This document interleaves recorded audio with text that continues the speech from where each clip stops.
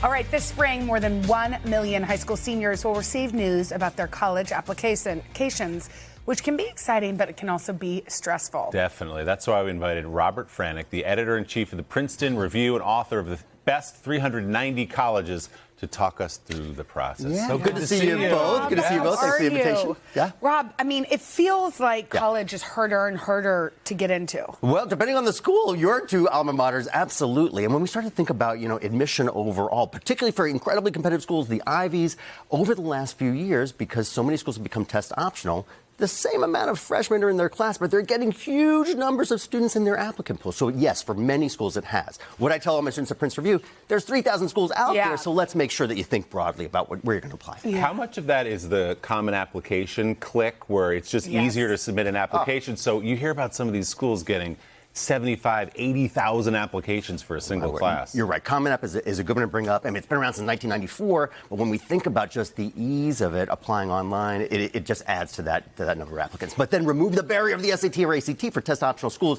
it's just going to cause it to go up more. And one of the things we were talking about is that when only a few, when not everybody is putting in their SAT or ACT scores, then the average goes up, right?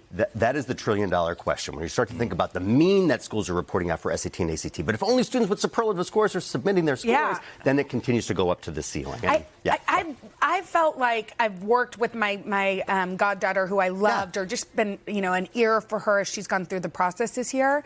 And one of the things that really struck me is that kids that have a strong focus early on, an ED, or, have some sort of knowledge of where they want to go early in the process, it's more suited for them. It is, and the students probably have great advice. If most students are applying between 5 and 8 schools, let's call it. But if you can focus on those top 3 or 4 and really make a connection with that school, and remember, this is a human process, has quantitative metrics, GPA, SAT and ACT, AP exams, but then it's also a human process, making sure that you're working all of those angles, early decision and building relationships with admission folks. So what's your message to those kids who are sitting there right now?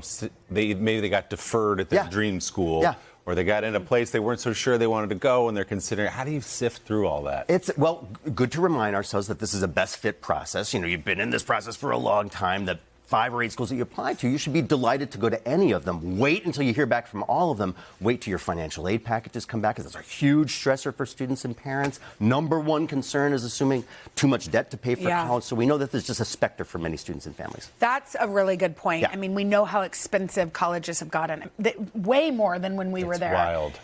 So if somebody's looking, applied to 2 schools, one of which is their dream school, and the other gives them more financial aid, how do you help those families, kind of negotiate It's a good question. I'm so glad you brought it up. When we think about just the number one fear for students and parents, we did a survey at Princeton called College Hopes and Worries. Number one fear now 13 years running is assuming too much debt. So let's keep this in perspective. We're not AI here, we're human. Think about your dream school. If you didn't get any cash, then make sure that you are thinking about all of those other schools with great clarity. Figure out where you're getting the best financial aid. You can go back and renegotiate with some of these schools as well, saying, this is my first choice school. Is there a way that we can, talk about some different scholarship dollars? And one of the pieces of advice you give, which I think is great, is you're looking at 2 schools. One's giving you a whole bunch of financial aid. The other one you think is your dream school, not giving you quite as much. Reconsider the other one that you didn't think was your dream school, because you'll have a great experience there, too. Absolutely. I visit more schools, I'm convinced, than any other person on the planet. And when we think about these things, no school is out there to educate students poorly. These are all awesome. They can be awesome fits for you. Just extend the lens and think about it that way. And you also have a good rule around financial aid. It's a good one. Which I'd never heard before. Oh, really? Oh, great. Well, this is a good one.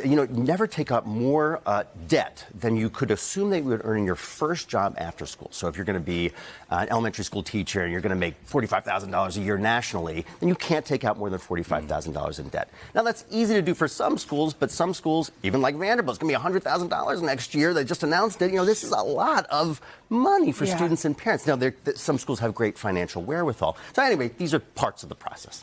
What about community colleges? Vocational schools, a great option for a lot of people. So glad you brought it up, Willie. When we think about community colleges, great financial savings for students and parents, because they're great deals. And then many of them have articulation programs between them and four-year college, just to make sure that your credits will transfer.